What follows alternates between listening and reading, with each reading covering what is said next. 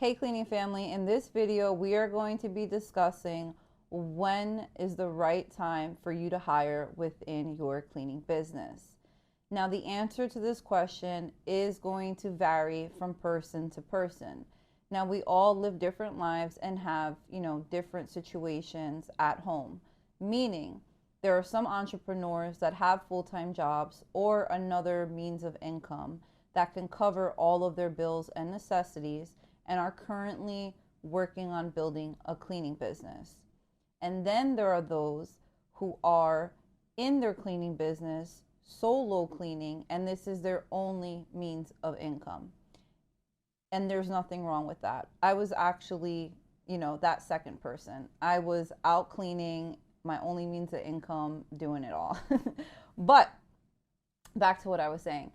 If you happen to be entrepreneur number one, the one that has their basic necessities and bills covered, and you're working on building this cleaning business, you can hire immediately because you do not have to be in the position to clean. Okay? Now I'm sure you're worried about having enough hours for that first cleaning technician.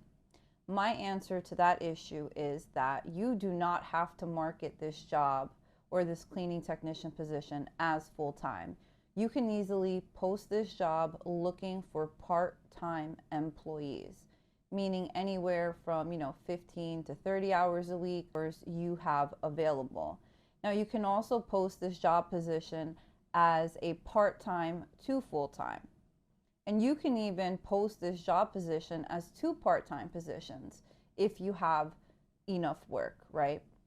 So again, entrepreneur number one that is not super pressured to actually have to go out and clean themselves because they have another source of income, you can hire immediately. And again, do not worry about having a whole set of 40 hours for one cleaning technician. Market the job as part-time to full-time and, hire as needed. Now, if you are the solo cleaner or happen to be in a, solo cleaning team like my sister and myself were, then it's a little bit different because, you're out there on the field taking phone calls, doing all the cleaning, and mainly because this is your only means of income, right? This is everything, just like the position that I was in when I started. My bills, my life was being maintained by me being out on the field and cleaning. So if you're entrepreneur number two, then this answer is for you. Now, what I did to transition from actually cleaning in my business or working in my business to working on my business was I made sure that I had enough work where I could maintain my bills, right? Everything can get paid, nothing extra, nothing fancy, but where I was comfortable enough to live off X amount of money, and then had some part-time work for my very first cleaning technician. So again, in this position as well, I pitched the job as part-time to full-time because I was also worried that I wouldn't have enough work, but that was not the case. So again, if you're that solo cleaner wanting to transition from working in your business to on your business, be sure that you have enough to support yourself, comfortably, and then have enough work where you can bring somebody in to start training for that part-time to full-time position. Now, when this happens, that shift, it is very scary because you are going to take a loss in money, right? So for example, if you were making $2,000 a week cleaning homes, you are going to see, a decrease in revenue because you are going to be paying an employee. But please do not get scared and tricked into letting that fear stop you from actually getting that first or second cleaning technician. Because although there is going to be a decrease in your revenue because, you have a new employee that you have to pay, eventually, soon after, if you do the work correctly and market your business, you are going to have an increase in sales because you are now going to have more time to focus on marketing and selling your cleaning business. It is extremely hard to market and sell your cleaning business when you are the one cleaning.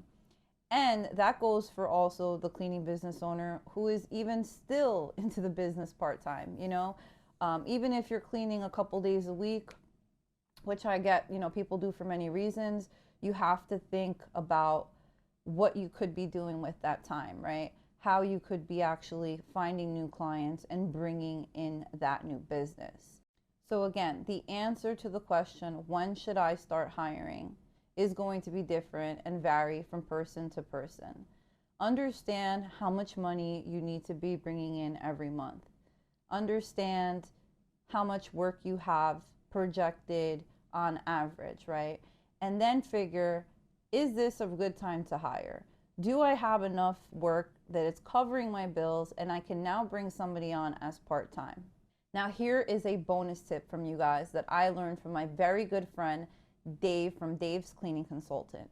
You can actually post this job position as a supplemental income position, meaning that you are looking to hire those that already have full-time jobs or jobs that cover their basic necessities and that are looking to make a little bit extra cash. That way you don't feel pressured to have more hours per employee. I hope this video was useful to you guys. Please drop the comments down below. Let me know of any other videos that you guys would like to see from me. Also, don't forget to like and subscribe.